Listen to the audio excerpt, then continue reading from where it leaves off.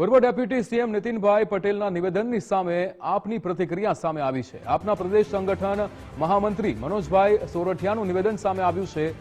આપ જે રીતે નિવેદન આપવામાં આવ્યું છે કે નીતિનભાઈ મહેસૂસ કરે છે કે પાટીદારો આપ તરફ વળ્યા છે, ગુજરાતમાં ભાજપના પાપના લીધે આપનો ઉદય થયો છે તેવું નિવેદન મનોજભાઈ દ્વારા આપવામાં આવ્યું છે। તેમણે કહ્યું કે પાટીદાર ખેડૂત પણ આમ આદમી પાર્ટી તરફ વળ્યા છે। નીતિનભાઈ પટેલ જેવા પાટીદાર નેતાને આપમાં આવવું જોઈએ। આમ આદમી પાર્ટી નીતિનભાઈ પટેલને સ્વીકારશે।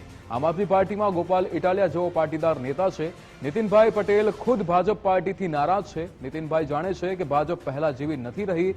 ભાજપ અહંકાર છોડીને લોકોના કામ કરે તે જરૂરી છે તેવું પણ નિવેદન મનોજભાઈ દ્વારા આપવામાં આવ્યું છે।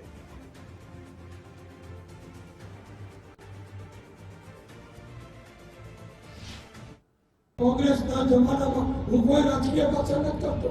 તમારા ભાઈ મધ્ય નથી લેવો, કારણ મને ખબર છે કે તમે જિંદગીમાં ભાજપ સિવાય મત નથી આપવા, જિંદગીમાં નથી આપવા। સાચી વાત છે ને? આ બાબતો જાણવા કોઈના છાપામાં આપણે ચાલામાં નથી પડવા, ભાજપ સિવાય વાત નથી। પણ એટલા માટે કહું છું કે આપણને ભૂતકાળનો ખ્યાલ હોવો જોઈએ। નીતિનભાઈ ગુજરાતની રાજનીતિના પટેલ સમાજના આદરણીય અને ખૂબ જ મજબૂત વ્યક્તિ છે। એમનું નિવેદન હતું કે આપ આવે કે જાપ આવે, પાટીદારો ભાજપ સિવાય કોઈને મત આપવાના નથી। એનો મતલબ એક એવો થાય કે આજે નીતિનભાઈ અને સમગ્ર ભાજપ એવું મહેસૂસ કરે છે કે પાટીદારો જે છે એ હવે આમ આદમી પાર્ટી તરફ વળ્યા છે। આ અમારા માટે ગર્વની વાત છે।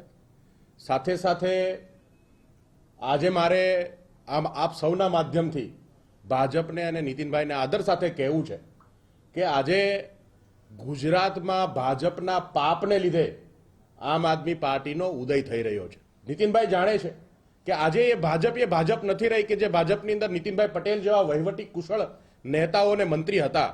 આજે ચાપલુસો, ખુશામતખોરો મંત્રીઓ બનીને બેઠા છે। ગુજરાતની જનતા સાથે કોઈને જે નિસ્બત નથી એવા લોકો આજે ભાજપની અંદર નેતૃત્વમાં છે, એમના હાથમાં શાસન છે। આનાથી નીતિનભાઈ પણ દુઃખી છે।